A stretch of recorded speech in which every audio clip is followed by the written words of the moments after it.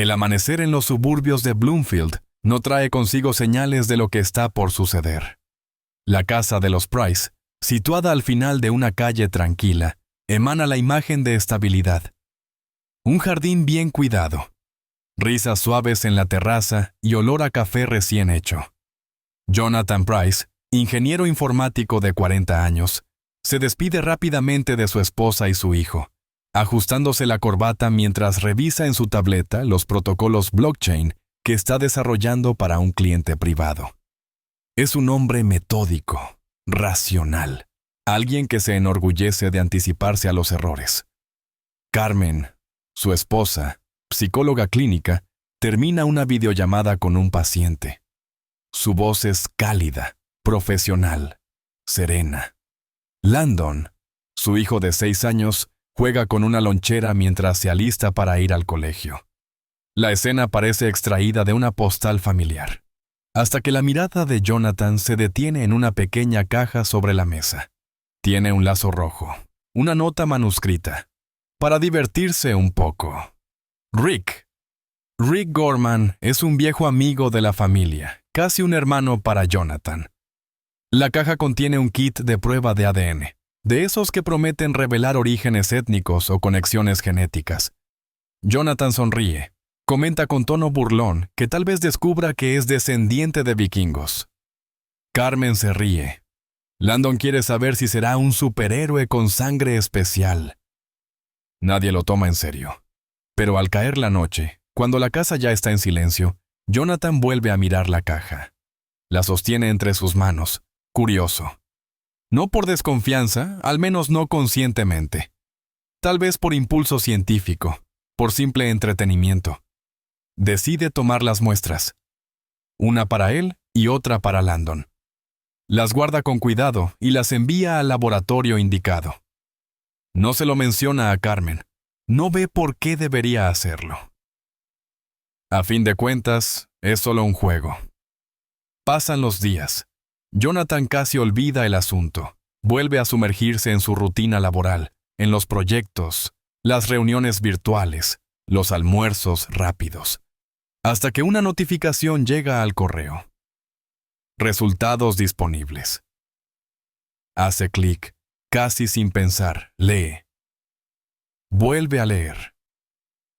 El mensaje es claro. Paternidad excluida. El documento no deja lugar a interpretaciones. Según el laboratorio, él no es el padre biológico de Landon. Siente cómo el mundo se detiene por un instante. El ruido de fondo se desvanece.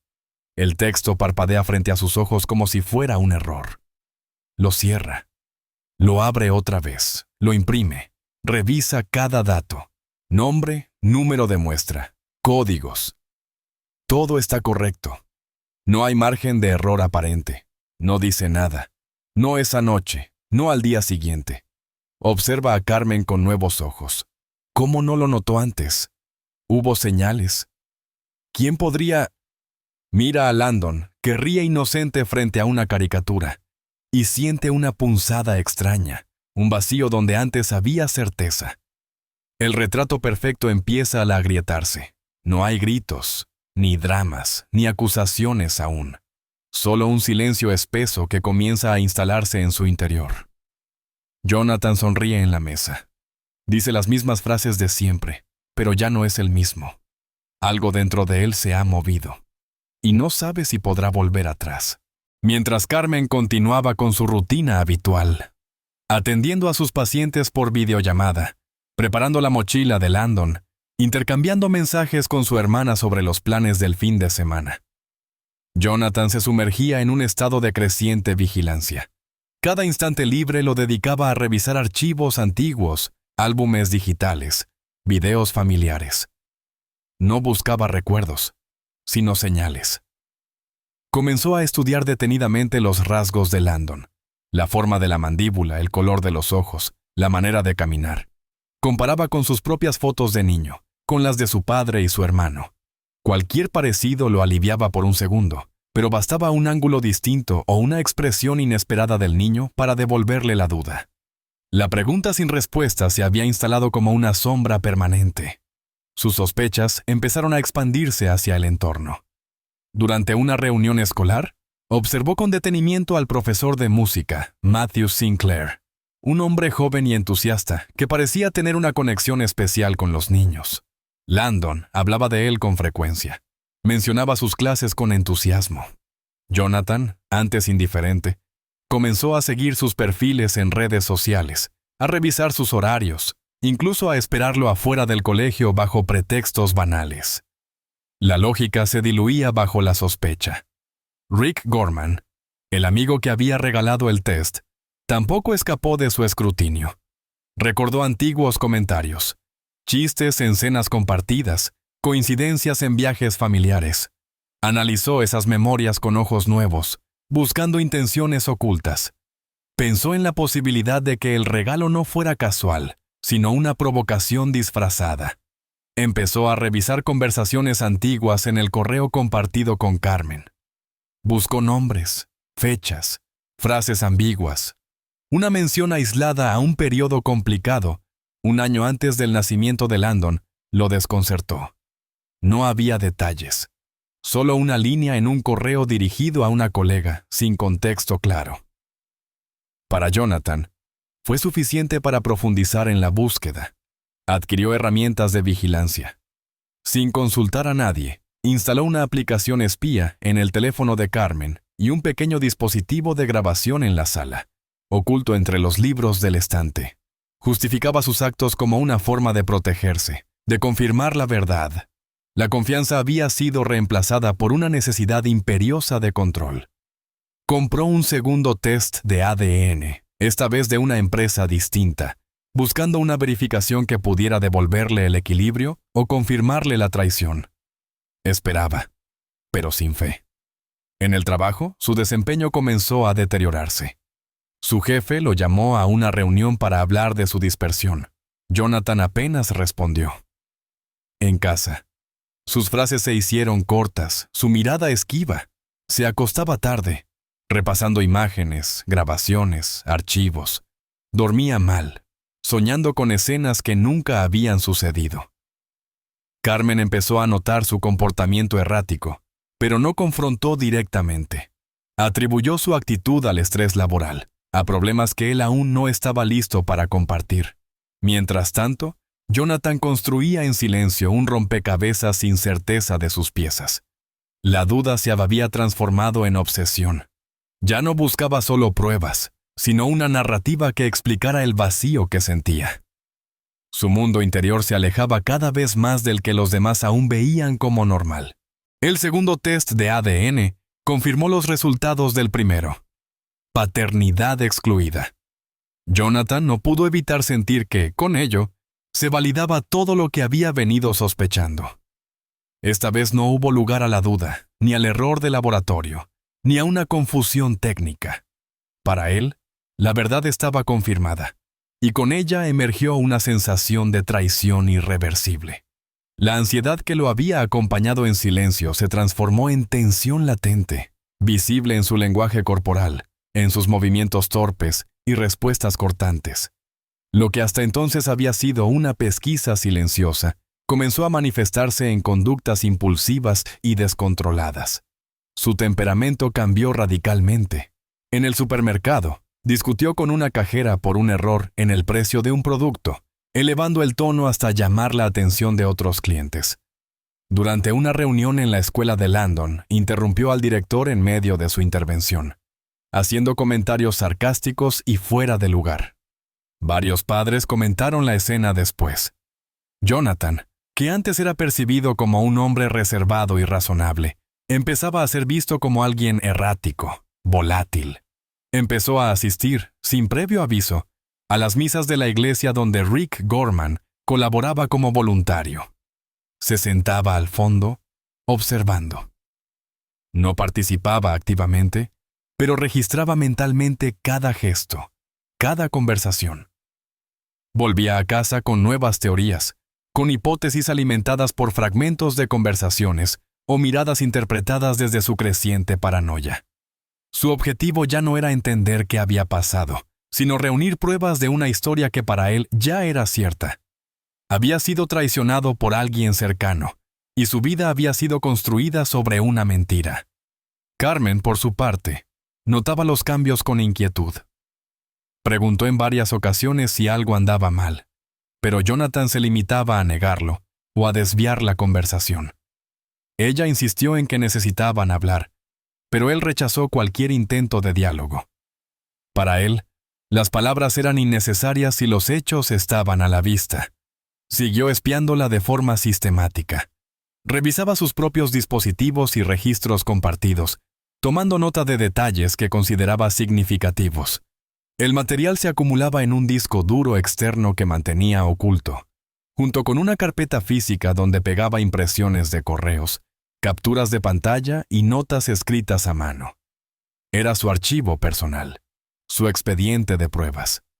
Una noche, al ver a Carmen escribiendo mensajes desde el sofá, Jonathan observó cómo ella eliminaba un chat justo antes de bloquear la pantalla. Esa acción, aparentemente banal, desató en él una oleada de sospechas. Sin decir nada, la siguió discretamente al día siguiente hasta una cafetería del centro, donde ella se encontró con Matthew Sinclair. Jonathan los observó desde la acera. Vio cómo conversaban durante apenas 15 minutos. No hubo gestos comprometidos ni actitudes inusuales, pero la sola presencia del profesor reforzó sus creencias. Al volver a casa, Jonathan no sintió alivio. Por el contrario, consolidó en su mente un relato que ya no dependía de hechos concretos. Lo que buscaba no era confirmación, sino justicia. Su archivo crecía, pero no hallaba paz. La sospecha ya se había convertido en certeza, y con ella se instaló un propósito: descubrir toda la verdad, cueste lo que cueste. Un nuevo correo de la empresa encargada del primer test de ADN llegó a la bandeja de entrada de Jonathan una mañana cualquiera. El mensaje, de tono técnico, informaba que el análisis inicial había presentado irregularidades en la muestra paterna, posiblemente por contaminación durante el proceso de recolección o envío. Se sugería realizar una nueva toma para garantizar la fiabilidad del resultado. Jonathan leyó el comunicado varias veces, sin reaccionar. La idea de que todo podría haber sido un error minó por un instante la estructura mental que había construido en las últimas semanas. Sin embargo, el alivio que pudo haber sentido fue rápidamente eclipsado por la confusión. Dudaba, no solo del test, sino ya de su propia percepción. Encargó una nueva prueba, pero no compartió la información con nadie. Aun en ese momento, su impulso no era el de corregir, sino el de confirmar o desmentir de forma definitiva su visión de los hechos. Esa misma noche, revisó antiguos videos domésticos donde aparecía con Landon. Observó al niño correr hacia él, abrazarlo, reír juntos. Durante breves segundos, sintió algo parecido a la ternura. Sonrió, quizás por primera vez en semanas, pero el gesto se desvaneció pronto. El regreso a la duda lo desorientaba. Había cruzado demasiadas líneas como para volver atrás con facilidad. Reconocer que se había equivocado implicaría asumir que su vigilancia, sus acusaciones veladas, su aislamiento emocional, habían sido producto de una paranoia sin fundamento. Mientras tanto, Carmen comenzó a notar indicios de que algo anormal sucedía a su alrededor. Detectó comportamientos extraños en su teléfono, aplicaciones que no recordaba haber instalado, interrupciones breves en las llamadas. Comentó sus sospechas a su hermana Sara durante una conversación telefónica. Le expresó que se sentía observada, vigilada incluso dentro de su propia casa. Sara, preocupada, le ofreció pasar el fin de semana con ella, sugiriendo llevar también a Landon para que descansaran. Carmen aceptó. Su tono era de agotamiento, no de huida. Jonathan, sin embargo, escuchó parte de esa conversación desde el pasillo. No pudo interpretar las palabras en su contexto real. Para él, se trataba de una maniobra encubierta para apartar a Landon de su lado. La reacción fue inmediata. Acusó a Carmen de planear una fuga, de querer llevárselo. La confrontación fue intensa. Carmen, desconcertada por el nivel de agresividad, decidió marcharse temporalmente con su hijo. Estuvo fuera 2 días, durante los cuales Jonathan, solo en la casa, revisó compulsivamente los materiales que había reunido. Correos impresos, grabaciones, fotografías. Lo que antes había sido una recopilación sistemática, ahora parecía una montaña desordenada de datos sin conexión clara. Al regresar, Carmen encontró sobre la mesa varios documentos personales, impresos, junto con registros de llamadas que no recordaba haber entregado. Comprendió entonces la magnitud de la vigilancia. Exigió explicaciones. Jonathan no respondió. Estaba esperando el último resultado. El sobre con el nuevo informe había llegado, pero seguía sin abrirse. La incertidumbre era ahora más aterradora que cualquier certeza. Por primera vez, no sabía si deseaba conocer la verdad. La noche del viernes llegó sin sobresaltos aparentes. Carmen, tras días de tensión acumulada, decidió preparar una cena familiar. Buscó en ese gesto recuperar un punto de equilibrio, una oportunidad para sentarse juntos en torno a la mesa, aunque el silencio los envolviera. Cocinó con esmero. Puso manteles limpios, encendió velas, encendió música suave en el fondo. Landon jugaba en su habitación, ajeno a la fragilidad de los adultos. Jonathan permanecía en el despacho, quieto frente al ordenador apagado, con el sobre del laboratorio sobre la mesa, aún cerrado. El mensaje, sin embargo, no tardó en llegar por vía digital. Una notificación automática marcó la entrada del resultado. Jonathan lo leyó con lentitud, como si el texto pudiera cambiar entre líneas. El informe era claro. Paternidad confirmada con probabilidad superior al 99%. La certeza científica desmontó de inmediato toda la estructura de sospechas que había edificado. Su respiración se volvió irregular. La idea de haber estado equivocado desde el inicio no lo aliviaba. Al contrario, lo dejaba suspendido en una culpa que no encontraba salida. Se sintió expuesto, sin coartadas ni justificaciones. Lo que había considerado una cruzada personal por la verdad se revelaba como una construcción basada en percepciones distorsionadas. Guardó el teléfono sin decir palabra. Entró a la cocina. Observó a Carmen de espaldas, colocando platos en la mesa. Pensó en la pregunta que nunca se había atrevido a formular directamente. ¿Por qué nadie le había advertido de su error? Su mente, aún atrapada en la lógica de la sospecha, buscaba culpables incluso dentro de su propia confusión. No distinguía entre responsabilidad y delirio. Caminó hasta el cajón de los utensilios y lo abrió. Abrió el cajón sin pensar, como movido por una emoción confusa, sin saber exactamente qué buscaba. Lo sostuvo en la mano sin propósito definido, con la vista perdida en un punto cualquiera. En ese momento, Landon abrió la puerta del pasillo y llamó a su padre. Su voz infantil quebró la escena. Jonathan parpadeó, como si despertara de un estado hipnótico. Carmen se giró y vio el cuchillo. La reacción fue inmediata. Retrocedió, sin gritar, con una expresión de miedo genuino. La tensión que flotaba en la casa se volvió material. Hubo un instante de tensión física, un cruce de movimientos torpes, sin intención clara ni palabras. Ninguno de los tres pronunció una palabra. Solo se escuchaba la respiración agitada y los pasos de Landon acercándose, aún sin comprender lo que ocurría. Tras unos instantes, todo se detuvo. Jonathan se dejó caer al suelo, con el cuchillo aún en la mano, sin fuerza para sostenerlo. Carmen permanecía de pie, temblando.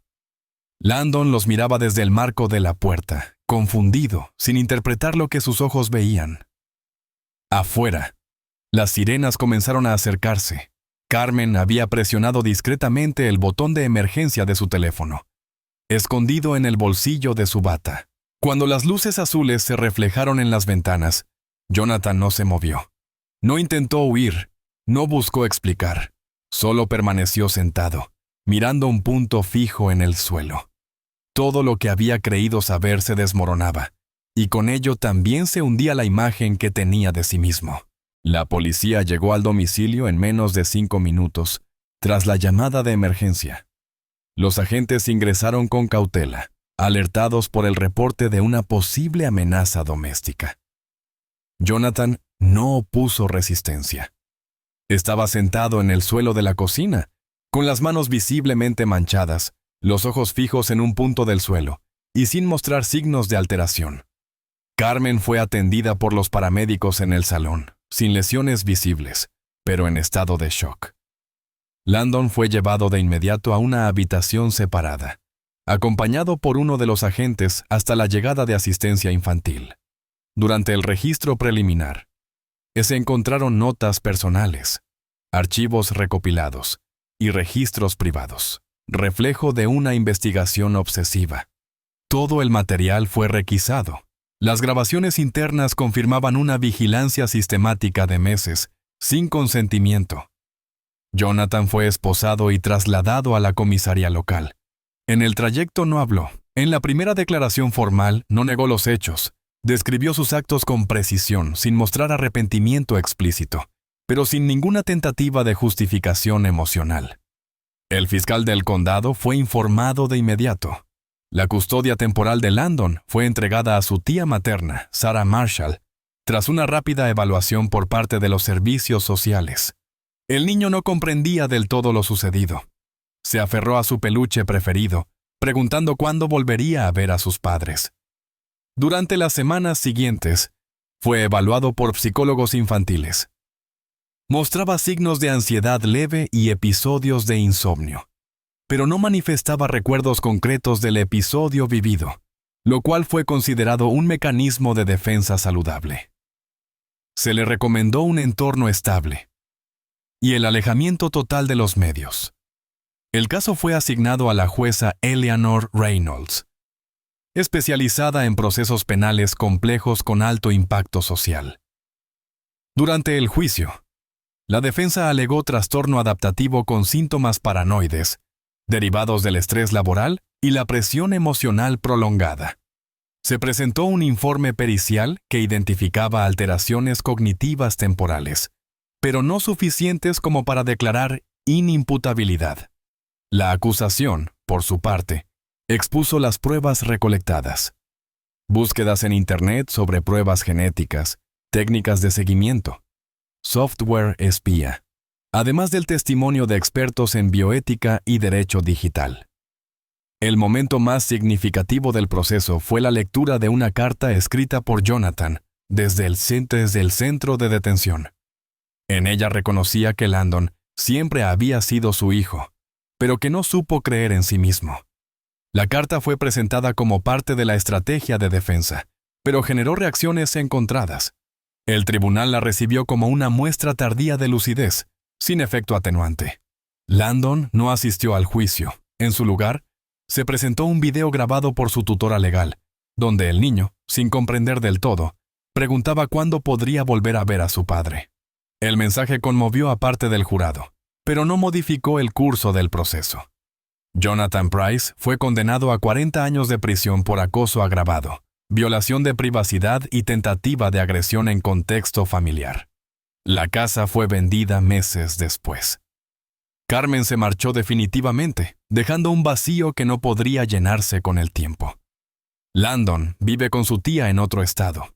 Desconoce los detalles completos del caso, pero la ausencia dejó una marca irreversible. Lo ocurrido no fue un crimen de pasión, ni una locura repentina. Fue el resultado de un miedo que se volvió más fuerte que la razón. Queridos amigos, esta es una historia ficticia, creada con fines artísticos. Sin embargo, los hechos que aquí se narran bien podrían suceder en la vida real, pues están basados en emociones humanas profundas y, a veces, destructivas. Los celos, la pasión, el resentimiento. Este relato muestra cómo un solo paso en falso puede llevar a la tragedia. No justificamos ni respaldamos el comportamiento de los personajes. Por el contrario, esta historia condena toda forma de violencia, manipulación y crueldad. A través de sus escenas, queremos invitar a la reflexión sobre los límites personales, la confianza y el alto precio que puede tener una decisión impulsiva. Por favor, no imiten lo que han visto en este video. Todo lo mostrado es una interpretación artística. Si están enfrentando una situación de peligro o conocen a alguien que lo esté, no duden en acudir a las autoridades o servicios de ayuda. Recuerden, la ayuda real existe y no están solos. Cuídense mucho y protejan a sus seres queridos. Gracias por su atención.